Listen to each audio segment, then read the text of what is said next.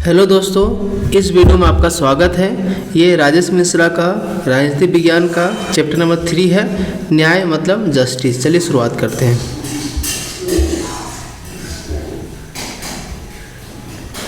Justice शब्द Latin शब्द जस्टिया से बना है, जिसका अभिप्राय जोड़ना होता है। प्लेटो के अनुसार न्याय का आशय समाज में सामंजस्य एवं संतुलन का निर्माण करना है। समाज में सामंजस्य और संतुलन बनाए रखने के लिए दो उपाय किए जाते हैं। पहला दंडित करना, दूसरा पुरस्कृत करना। वस्तुतः न्याय एक जटिल संकल्पना है। इसका प्रयोग कभी नैतिक रूप से, कभी वैधानिक रूप से, कभी सामाजिक रूप से, कभी राजनीतिक रूप से, कभी आर्थिक रूप में किया जाता है। समकालीन युग में न्याय का मूल अर्थ सामाजिक न्याय से लिया जाता है। सामाजिक न्याय शब्द एक बृहद शब्द है, जिसमें वैधानिक, राजनीतिक और आर्थिक तीनों की तरह का न्याय सम्मिलित होता है। न्याय के दो मूल तत्वों को प्रत्येक विचारक ने माना है: समानता एवं निष्पक्षता। न्याय की परिभाषा: अरस्तू का न्याय संपूर्ण न्याय। इस न्याय का आशय सामाजिक नैतिकता है। अरस्तू ने संपूर्ण न्याय के लिए सात्विकता शब्द प्रयुक्त किया है। संशोधनात्मक न्याय: विधि के अनुसार कार्य नहीं करने एवं राज्य द्वारा दंड दिया जाना, अर्थात व्यक्तियों के आचरण को सुधारने के लिए राज्य द्वारा दंड एवं शक्ति का प्रयोग करना। वितरणात्मक न्याय: राज्य द्वारा व्यक्तियों के पद, अवसर एवं रेखगणितीय आधार पर भौतिक सुविधाएं वितरित करने का अधिकार। अरस्तू के अनुसार समाज में सेवाओं और पदों का वितरण व्यक्ति द्वारा समाज में किए गए योगदान से निर्धारित होगा। सद्गुण ही योग्यता का मानदंड है। अरस्तू का न्याय समानुपातिक है।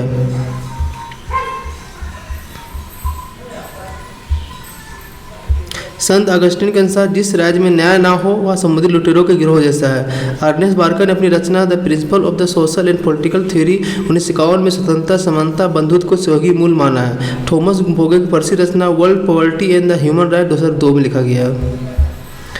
न्याय के आयाम: न्याय का नैतिक आयाम: व्यक्ति द्वारा अपने कर्तव्यों का पालन करना ही न्याय है। न्याय का यह आयाम प्राचीन यूनानी राजनीतिक चिंतन प्लेटो द्वारा परिभाषित किया गया है।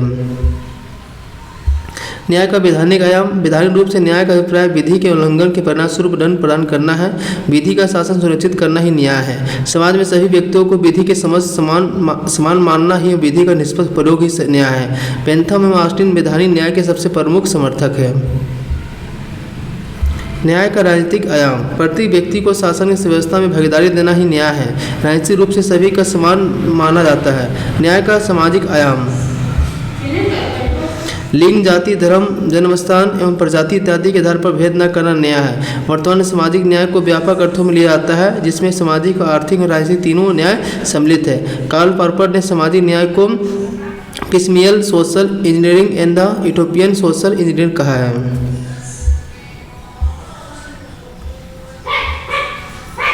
न्याय का आर्थिक आयाम: मार्क्सवादियों एवं समाजवादियों के अनुसार न्याय का मूल अभिप्राय समाज में सभी को मूलभूत आर्थिक संसाधन उपलब्ध कराना है। ब्रायन बेरी की प्रसिद्ध रचना why social justice matter 2005 currency of the distributive justice वाक्यांश में प्रयोग कोहेन के द्वारा किया गया है।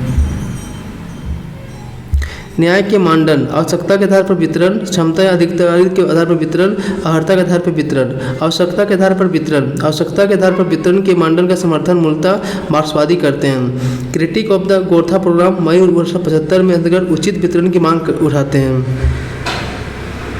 मार्क्स के अनुसार प्रत्येक व्यक्ति अपनी क्षमता के अनुसार कार्य करेगा, उसे उसकी आवश्यकता के अनुसार प्राप्त होगा। मार्क्सवादियों ने न्याय की संकल्पना को उपचारीय न्याय भी कहा है, रेमेडियल जस्टिस कहा है। अधिकारों के आधार पर वितरण: इसी मानदंड के समर्थक नव उदारवादी विचारक हैं। रॉबर्ट नोजे के अनुसार न्याय का आधार पात्रता योग्यता होनी चाहिए। इसके अनुसार वस्तुओं का वितरण व्यक्ति द्वारा समाज के लिए किए गए योगदान के अनुपात में होना चाहिए।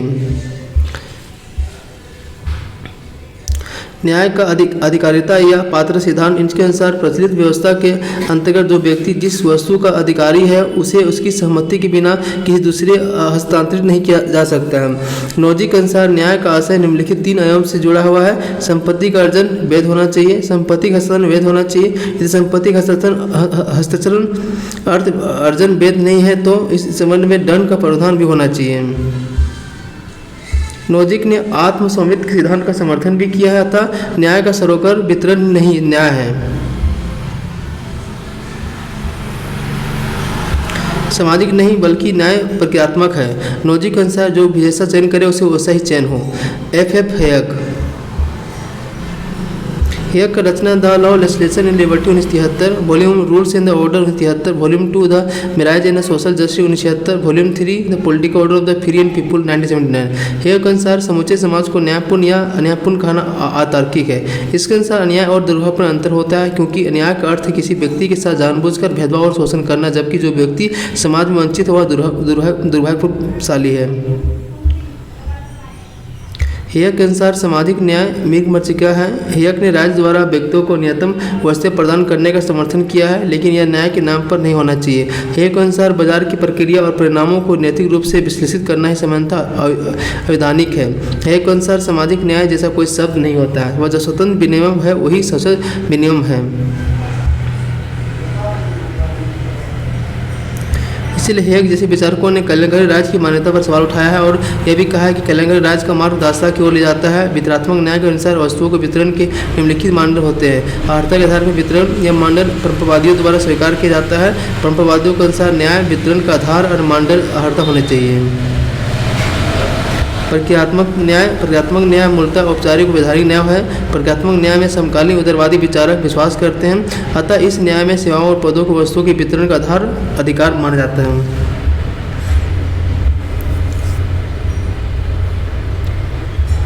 प्रक्रियात्मक न्याय में क्षमता का बल दिया जाता है, आवश्यकता पर नहीं। अतः प्रक्रियात्मक न्याय बदरवादी अर्थव्यवस्था या पूंजवादी अर्थव्यवस्था को महत्वपूर्ण माना जाता है। इस न्याय में अवधारणा में प्रक्रियात्मक प्रक्रिया पर बल दिया जाता है, जो परिणाम पर नहीं। लेकिन प्रक्रियात्मक न्याय सबसे बड़ी त्रुटि है कि उन्होंने न्याय की कल्पना और अनुवादी व्यक्तियों के संदर्भ में वह प्रस्तुत किया है, सामाजिक प्राणी के संदर्भ में नहीं है। समाज में विभिन्न व्यक्तियों की स्थिति विषम होती है, इसलिए एक असमंजसपूर्ण मूल समाज में न्याय का प्रक्रियावादी स्वरूप असंगत सिद्ध हो जाता है।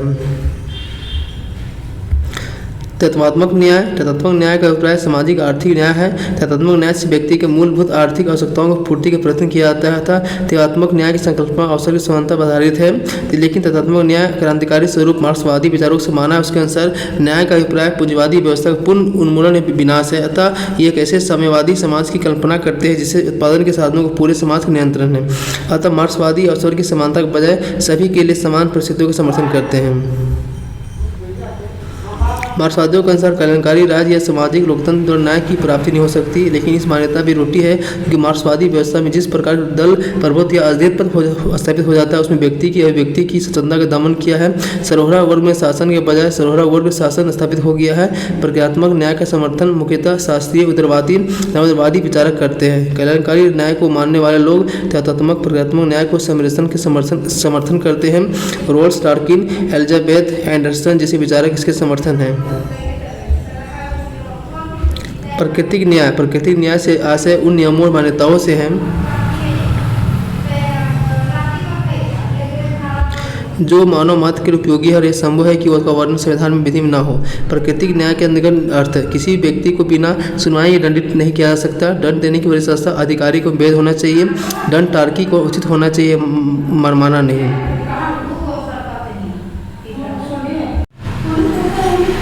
रोल्स का न्याय सिद्धांत। रोल्स के न्याय का स्रोत बेंथम द्वारा न्याय परिणामवादी है, जबकि रोल्स का सिद्धांत परिणामवादी निरपेक्ष है, जिसमें प्रक्रिया अधिक बल दिया गया है। रोल्स अमेरिका के हार्वर्ड विश्वविद्यालय में दर्शनशास्त्र के प्रोफेसर थे। रोल्स का न्याय कांट के आदर्शवादी विचारों से आधारित है। रोल्स का प्रसिद्ध कथन है, आत्मन साध से पहले है, तथा कांट की मान्यता है कि व्यक्ति स्वयं से साध से पहले है। रोल्स ने व्यक्ति को गरिमा अत्यधिक महत्वपूर्ण माना है। रोल्स ने समाज के पारस्परिक लाभ के लिए एक सकारात्मक चेष्टा की सकलना की है। रोल्स के न्याय का आधार। रोल्स का न्याय कांट के आदर्शवादी सिद्धांत से प्रभावित है। उसने कांट की इस मान्यता को स्वीकार किया है कि व्यक्ति स्वयं से आजाद है, इसलिए उन्होंने कहा कि आत्मन साध से पहले। अतः रोल्स के लिए प्रत्येक व्यक्ति का बहुत समान है। रोल्स ने बेंथम के न्याय के मूल आधार को अस्वीकृत कर दिया है। बेंथम ने अधिकतम व्यक्तियों का अधिकतम सुख की न्याय का आधार माना है।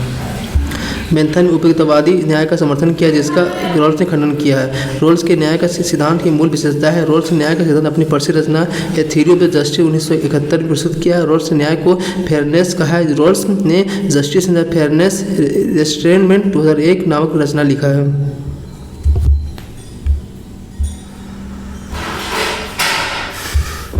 रोल्स के अनुसार न्याय समाज का प्रमुख मुख्य और प्राथमिक गुण है। रोल्स ने न्याय को मैक्सिमम प्रिंसिपल भी कहा है। रोल्स का न्याय सिद्धांत विभेदों के नियम पर आधारित है। रोल्स के न्याय का संकल्पना शुद्ध प्रक्रियात्मक है।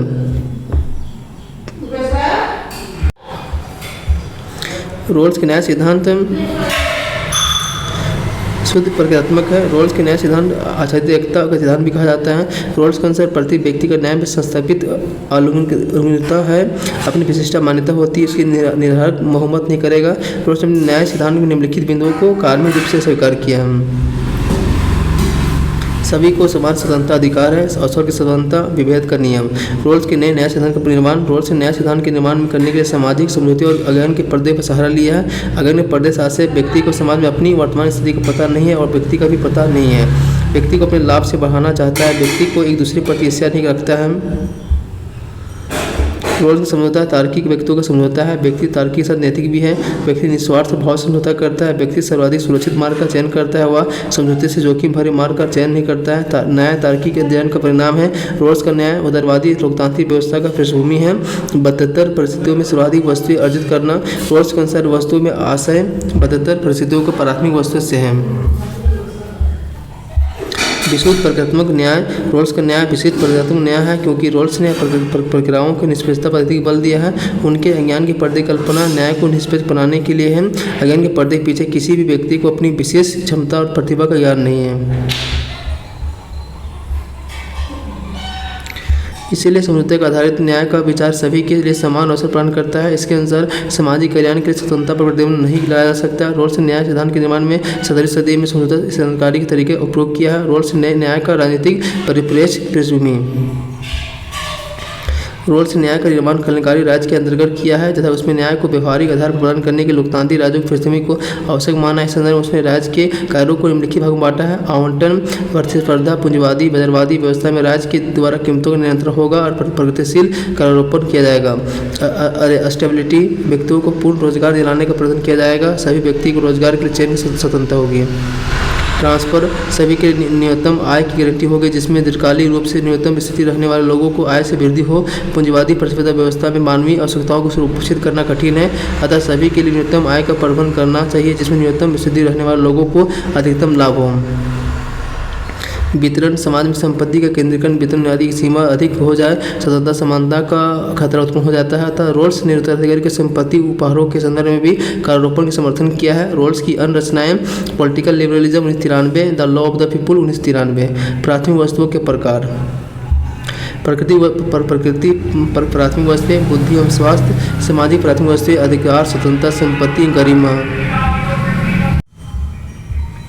न्यूनतम स्थिति रहने वाले लोगों को अधिकतम लाभ से तात्पर्य प्राथमिक वस्तु आवंटन से है। यह आवंटन केवल 72 स्थितियों में लागू होता है तो उसके पश्चात व्यक्तियों को स्वतंत्र प्रतिस्पर्धा को छोड़ दिया जाता है। रोल्स के अनुसार इसी विषमताएं स्वीकार की जा सकती है जिसमें वंचित लोगों का कल्याण हो। रोल्स के न्याय को क्षतिपूर्ति का सिद्धांत भी कहा जाता है क्योंकि प्रतिभाशाली लोगों की प्रतिस्पर्धा का प्रयोग करके वंचित लोगों के कल्याण में किया जाएगा। प्राथमिकता का सिद्धांत। न्याय सामाजिक कल्याण और कुशलता दोनों के लिए प्राथमिक है। समान स्वतंत्रता अधिकतर पहली प्राथमिकता है। अवसर की समानता दूसरी प्राथमिकता है। न्यूनतम स्थिति में रहने वाले व्यक्तियों के कल्याण तीसरी प्राथमिकता है। रोल्स के अनुसार इस क्रम में कोई भी परिवर्तन संभव नहीं है। रोल्स के न्याय सिद्धांत की प्रचना।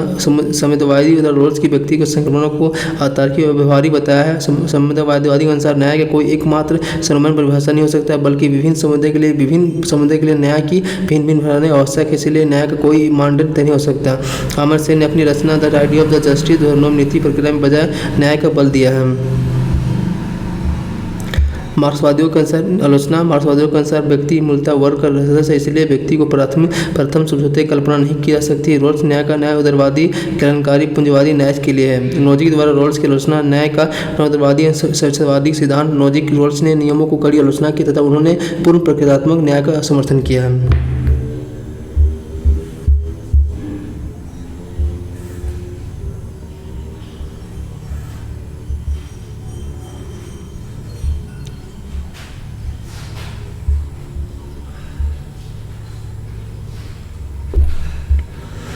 नौजी कहा कि मूल अनियंत्रण निम्नलिखित है। आरंभिक स्थिति में संसार वस्तुओं का किसी का नियंत्रण नहीं था।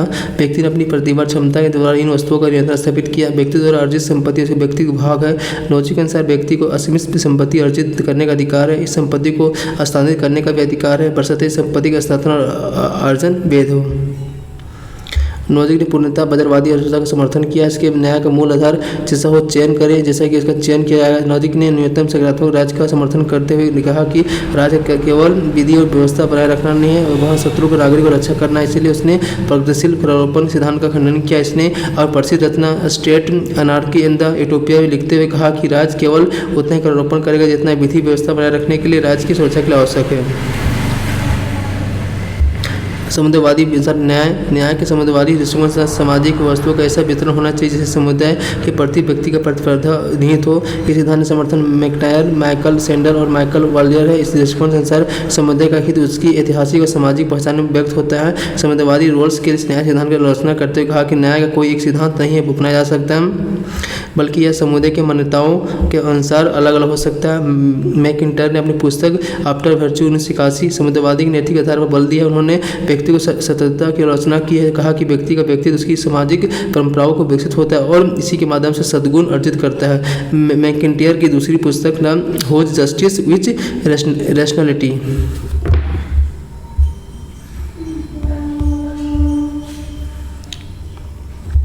माइकल जे सेंडर ने अपनी पुस्तक liberalism in the limit of the justice 1982 Rawls की तार्किक प्रणाली को आलोचना करते हुए उसने वर्णित विवेकशीलकर्ता को तथा मूल स्थिति को आलोचना की है। कहा कि व्यक्ति के चरित्र को समझने के लिए उसकी संस्कृति और समुदाय की जानकारी आवश्यक है।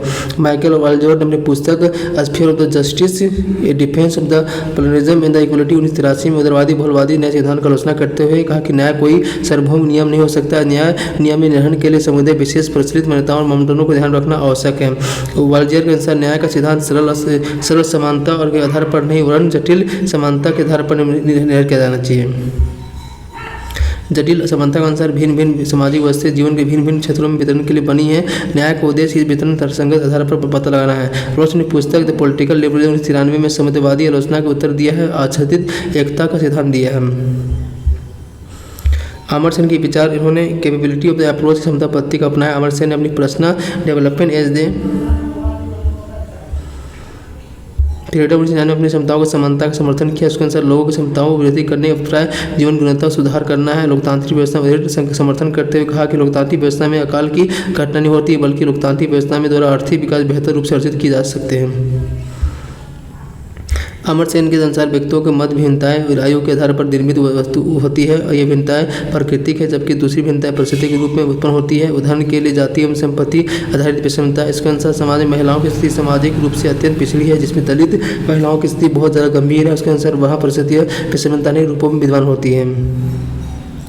इसके अनुसार किसी एक क्षेत्र में विषमता संभव है, परंतु किसी एक क्षेत्र में विषमता का प्रभाव दूसरे क्षेत्र पर नहीं होना चाहिए। वाल्जर के अनुसार समाज में उनके क्षेत्र होते हैं जो यह सत्य है कि एक व्यक्ति संगीत के नृत्य में निपुण हो सकता है, दूसरा व्यक्ति गणित के क्षेत्र में प्रभावशाली हो सकता है, परंतु एक क्षेत्र में लाभ व्यक्ति दूसरे क्षेत्र में उठा सकता है। अमर्त्य सेन ने अपनी नई पुस्तक ए आइडिया ऑफ द जस्टिस में रोल्स के न्याय को नीति कहा है और इसे सार्वभौमिक संस्थावत कहा है और न्याय के व्यवहारिक पक्ष पर बल दिया है।